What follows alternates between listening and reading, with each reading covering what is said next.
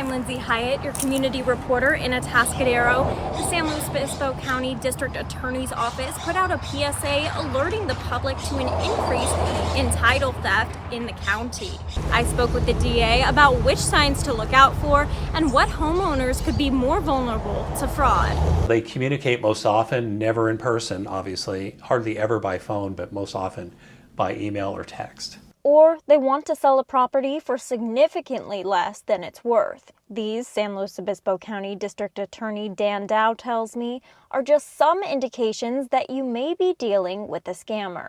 One of the scams currently on the rise locally and across the U.S. is title theft. We've been seeing over the last 18 months an increase in the number of attempted title theft cases in San Luis Obispo County. Dow tells me his office has received tips from a variety of sources, including the county clerk's office, realtors, and homeowners within the community. When we learn of it before the transaction is final, we've been able to stop fraud from happening, and we've saved potentially tens of millions of dollars of fraudulent transactions from happening here in our community. Dow explained that the fraudsters tend to target rural properties with owners who live somewhere else. People that have a piece of property in maybe a rural place, and they might plan on moving back to that area sometime in the future, but they're not present on the property.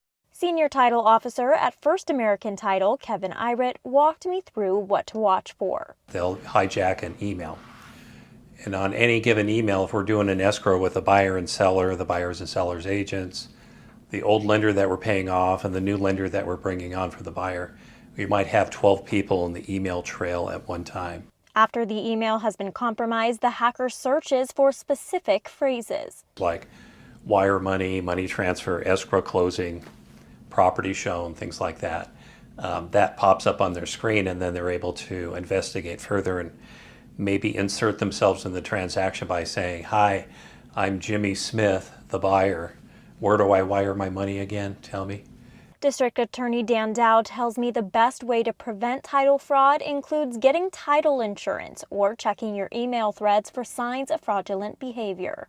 If there's a story in northern San Luis Obispo County that you'd like me to cover, you can contact me by phone, email, or by scanning the QR code on your screen. In Atascadero, Lindsay Hyatt, KSBY News.